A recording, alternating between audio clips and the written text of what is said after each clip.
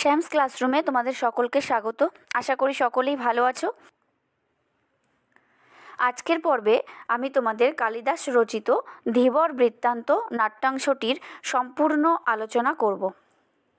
প্রথমেই নাটকটির নম্বর বিভাজন সম্পর্কে বলে নিই। নাটকটি থেকে এমসিকিউ থাকবে 1 নম্বর, এসএ কিউ 1 নম্বর, ব্যাখ্যাভিত্তিক সংক্ষিপ্ত প্রশ্ন 1টির উত্তর করতে হবে 3 নম্বরের, এবং রচনাধর্মী প্রশ্ন 1টির উত্তর করতে হবে নম্বর 5, অর্থাৎ মোট 10 নম্বরের উত্তর করতে হবে এই নাট্যাংশটি থেকে। তাহলে চলে আসি এরপর নাট্যকার সম্পর্কে কিছু তথ্যে। নাট্যকার কালিদাস সংস্কৃত সাহিত্যের একজন উল্লেখযোগ্য মহাকবি। কালিদাসের জন্মকাল নিয়ে নানা রকম মত প্রচলিত। অনেকে বলে থাকেন তিনি খ্রিস্টপূর্ব 1ম শতাব্দীতে উজ্জয়িনীর সকারি বিক্রমাদিত্যের রাজত্বকালে আবির্ভূত হন। আবার কেউ কেউ বলে থাকেন খ্রিস্টীয় 4র্থ শতাব্দীতে 2য় চন্দ্রগুপ্ত বিক্রমাদিত্যের শাসনকালে আবির্ভূত হন। আবার কোনো সমালোচকেরা বলেন কালিদাসের আবির্ভাবকাল খ্রিস্টীয় 6ষ্ঠ শতাব্দী। তো কালিদাস সম্পর্কে নানা কিংবদন্তি প্রচলিত রয়েছে। উজ্জয়িনীর সম্রাট বিক্রমাদিত্যের নবরত্ন সভার সভাকবি কালিদাস সম্পর্কে জনশ্রুতি যাই থাকুক না কেন, তার সাহিত্য সৃজন থেকে মহাকবির পাণ্ডিত্য সম্পর্কে জানা যায়। তিনি শুধুমাত্র সংস্কৃত সাহিত্যে নয়, বাংলা সাহিত্যের নানা পর্যায়ে প্রভাব বিস্তার করেছেন। তার রচিত নাটকগুলি হল মালবিকাগ্নিমিত্রম, বিক্রমবর্ষীয়ম, অভিজ্ঞান শকুন্তলম। এছাড়া তার রচিত 2টি মহাকাব্য হল কুমার সম্ভবম এবং রঘুবংশম। আমাদের আলোচ্য ধীবর বৃত্তান্ত নাট্যাংশটি কালিদাস রচিত অভিজ্ঞান শকুন্তলম নাটকের 6ষ্ঠ অঙ্ক থেকে নেওয়া হয়েছে। আর এই নাটকটির বাংলায় তর্জমা করেছেন সত্যনারায়ণ চক্রবর্তী। এরপর আমরা চলে আসছি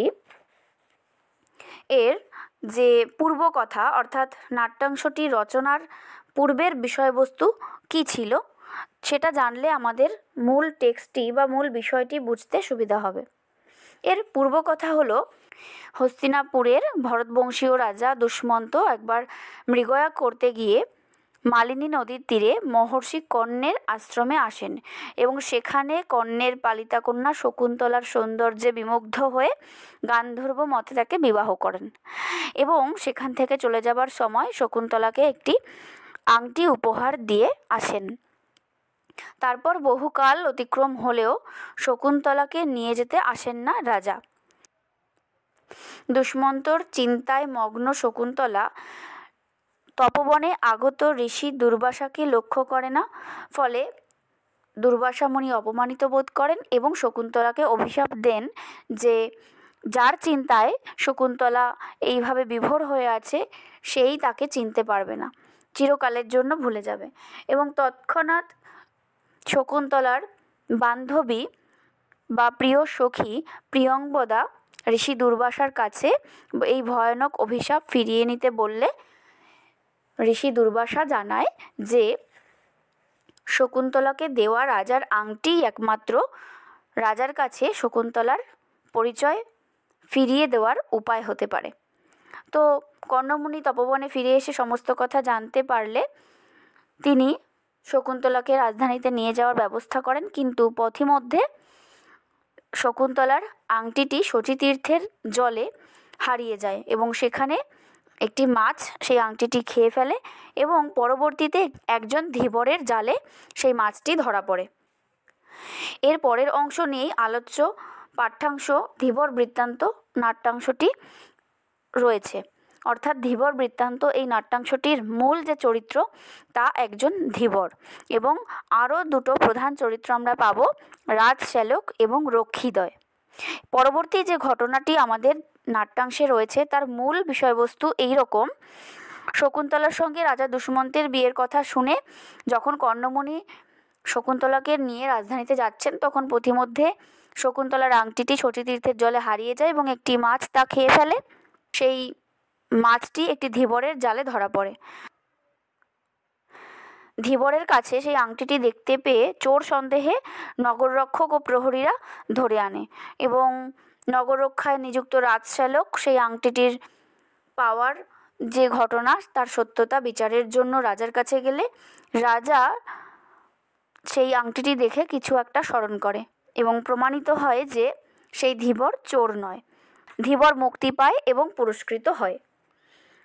তখন ধীবর তার নিজের প্রাপ্য সেই পুরস্কার থেকে তার অর্ধেক রক্ষীদের দিয়ে দেয়। রাজশ্যালক ধীবরের এই সুন্দর আচরণে বা ভালো ব্যবহারে মুগ্ধ হয় এবং তাকে প্রিয় বন্ধুর মর্যাদা দেয়। এই হলো মূল বিষয়বস্তু। এরপরে আমরা চলে আসছি দেখো মূল টেক্সটে। মহর্ষি কর্ণের তপবনে তার অনুপস্থিতিতে শকুন্তলাকে বিয়ে করে রাজা দুষ্মন্ত রাজধানীতে ফিরে গেছেন, কিন্তু দীর্ঘ সময় পরেও শকুন্তলার খোঁজ নিতে কোনো দূত তপবনে এলো না। অর্থাৎ এই অংশে আমরা দেখতে পাবো যে ঘটনার পূর্ব কথা, যেটা আমি তোমাদের সংক্ষেপে একটু আগে বললাম। এর পরের অংশে আমরা দেখব মূল ঘটনার শুরু। দেখো, তারপর নগররক্ষায় নিযুক্ত রাজশ্যালক এবং পিছনে হাত বাঁধা অবস্থায় এক পুরুষের সঙ্গে নিয়ে দুই রক্ষীর প্রবেশ। দুই রক্ষী বলছে তাড়না করে অর্থাৎ কিনা শাসন করে, ওরে বেটা চোর, বল মণিখচিত রাজার নাম খোদাই করা এই আংটি, অর্থাৎ এই রাজার আংটি তুই কোথায় পেলি? মণিখচিত মানে কি? মণি দিয়ে শোভিত, সাজানো, এবং খোদাই করা শব্দের অর্থ নকশা করা। তাহলে রাজার নামে খোদাই করা বা নকশা করা এই মণিমুক্তা শোভিত রাজার আংটি সে কোথায় পেয়েছে জিজ্ঞাসা করছে। পুরুষ ভয় পাওয়ার অভিনয় করে, আপনারা শান্ত হন, আমি এরকম কাজ অর্থাৎ চুরি করিনি। কে বলছে? সেই ধীবর। প্রথম রক্ষী, তবে কি তোকে সৎ ব্রাহ্মণ বিবেচনা করে রাজা এটা দান করেছেন? অর্থাৎ তাকে যে রাজা দান করেছে কি না এ বিষয়ে সে ভর্ৎসনা করছে ধীবরকে। পুরুষ বলছে, আপনারা অনুগ্রহ করে শুনুন, আমি একজন জেলে, শক্রাবতারে আমি থাকি। জেলে অর্থাৎ যারা মাছ ধরে বা মৎস্যজীবী, তাদের মধ্যেই একজন হচ্ছে ধীবর। সে শক্রাবতারে থাকে। তারপরে দ্বিতীয় রক্ষী বলছে, বেটা বাটপার অর্থ লুঠেরা বা দস্যু, আমরা কি তোর জাতির কথা জিজ্ঞাসা করেছি? এরপরে শ্যালক বলে, সূচক, একে পূর্বাপর সব বলতে দাও। পূর্বাপর বলতে প্রথম থেকে শেষ পর্যন্ত সব বলতে দাও, মধ্যে বাধা দিও না। এখানে সূচক বলা হয়েছে কাকে? দ্বিতীয় রক্ষীকে। অর্থাৎ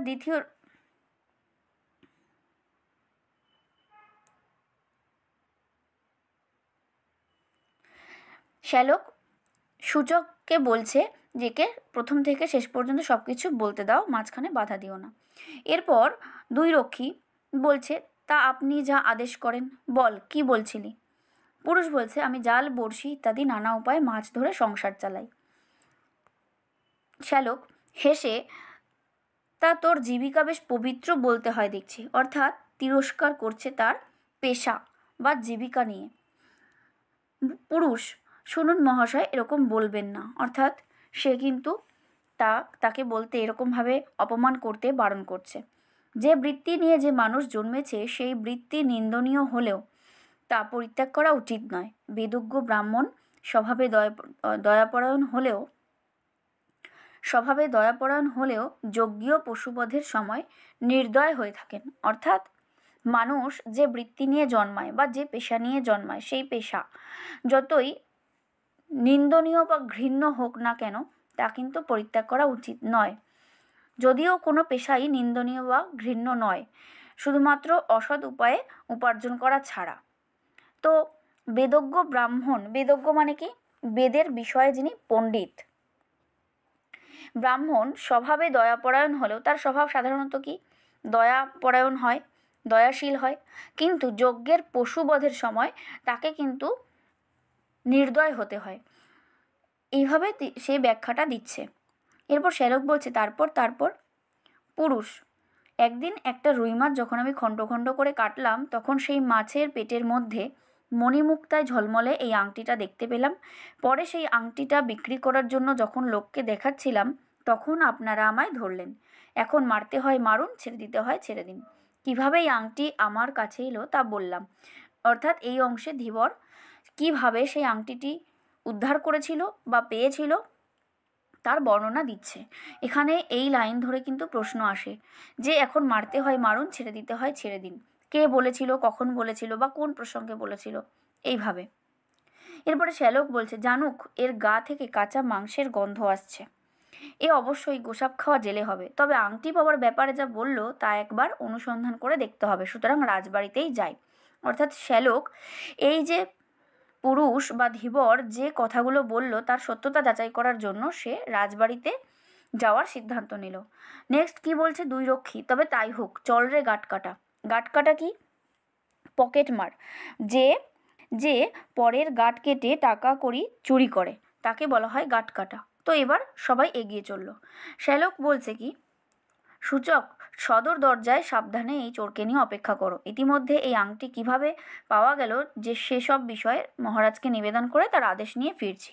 অর্থাৎ এখানে আমরা দেখলাম শ্যালক সূচককে সম্বোধন করে বলছে, তার মানে আমরা দেখতে পাচ্ছি দুই রক্ষী আছে, সেই দুই রক্ষীর একজনের নাম হচ্ছে সূচক এবং আরেকজনের নাম হচ্ছে জানুক।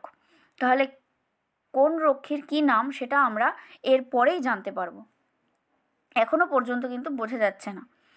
চলো নেক্সট। দুই রক্ষী বলছে, আপনি প্রবেশ করুন, মহারাজ এই সংবাদ শুনে খুশি হবেন। তখন রাজশ্যালক বেরিয়ে গেল।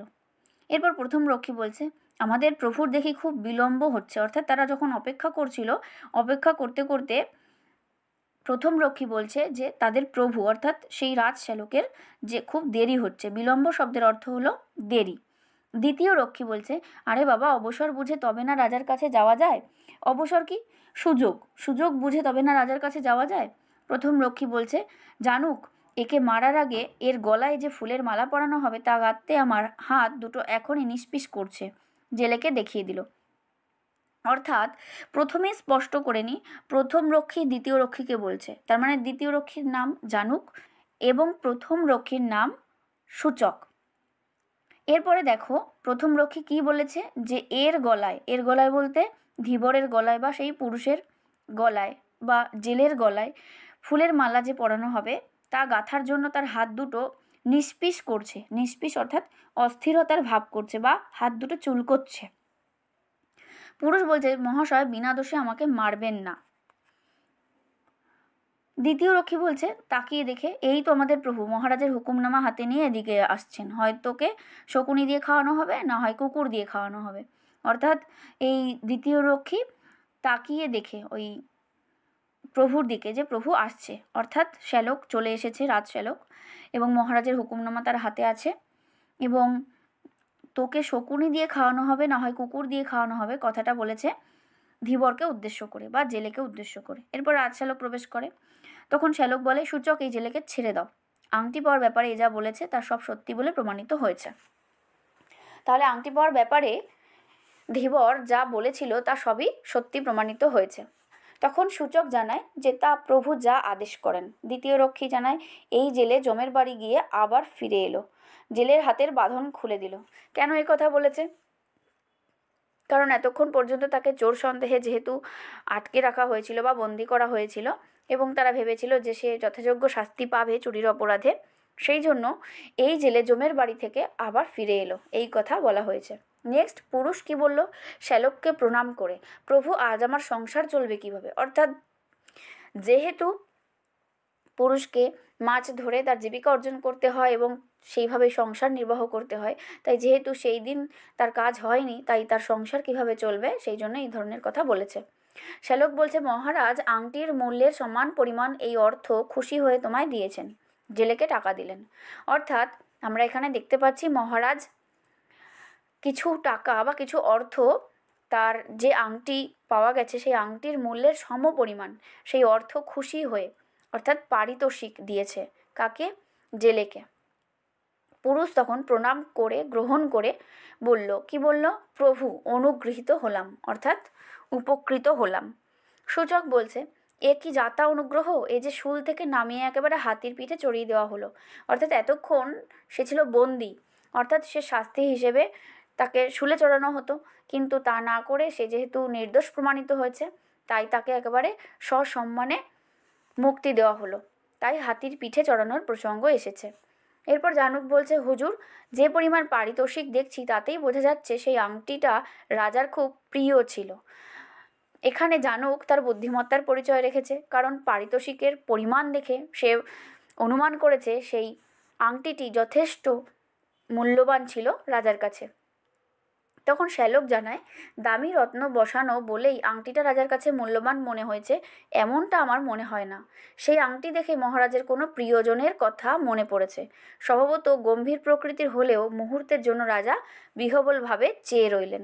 অর্থাৎ এখানে শ্যালক জানাচ্ছে যে সেই আংটিটি যে শুধু বহুমূল্য রত্ন বসানো বলেই মূল্যবান সেটা নয়, কারণ মহারাজের বিহ্বলভাবে চেয়ে থাকাকে দেখে শ্যালক বুঝতে পেরেছিল যে এই আংটির সঙ্গে কোনো পূর্বস্মৃতি জড়িয়ে আছে এবং যা খুবই বেদনাদায়ক এবং রাজার কাছে তা খুবই প্রিয়। সূচক বলল, তাহলে আপনি মহারাজের একটা সেবা করলেন বলতে হয়। জানুক বলছে, তার চেয়ে বলে এই জেলের সেবা করলেন। জেলেকে হিংসায় ভরা দৃষ্টিতে দেখলেন। জেলের সেবা করলেন কেন? কারণ জেলে যেহেতু নির্দোষ প্রমাণিত হয়েছে এবং সে পারিতোষিক পেয়েছে, অর্থাৎ পুরস্কার পেয়েছে, তাই জন্য জানুকের কাছে এটা মনে হয়েছে যে যেন জেলের সেবা করা হলো। জেলের দিকে হিংসায় ভরা দৃষ্টিতে সে তাকালো। পুরুষ তখন, অর্থাৎ সেই জেলে তখন, মহাশয়, এই পারিতোষিকের অর্ধেক আপনাদের ফুলের দাম হিসেবে দিচ্ছি। জেলে তখন তার উদার মানসিকতার পরিচয় দিয়ে তার পাওয়া অর্থের অর্ধেক তাদেরকে ফুলের দাম হিসেবে দান করলো। জানুক তখন বলল, এটা তুমি ঠিকই বলেছ। শ্যালক বলছে, শোনো ধীবর, এখন থেকে তুমি আমার একজন বিশিষ্ট প্রিয় বন্ধু হলে। অর্থাৎ জেলের যে উদার মানসিকতার পরিচয় রাজ শ্যালক পেল, তা থেকে শ্যালক তাকে যথাযোগ্য মর্যাদা দিল। কি মর্যাদা? তাকে বন্ধুর মর্যাদা দিল। সুতরাং আমরা বুঝতে পারছি নাট্যাংশটিতে পুরুষ চরিত্র হিসেবে আমরা যাকে পেয়েছি সেই জেলে বা ধীবর এই নাট্যাংশটির মূল কেন্দ্রীয় চরিত্র হিসেবে কাজ করেছে এবং সেই জন্যই নাট্যাংশটির নামকরণ ধীবর বৃত্তান্ত যথাযথ এবং সার্থক ও তাৎপর্যপূর্ণ হয়ে উঠেছে। পরবর্তী ভিডিওতে আমি তোমাদের এই নাট্যাংশ থেকে কী কী ধরনের প্রশ্ন হতে পারে তা নিয়ে আলোচনা করব। ভালো থেকো, টাটা।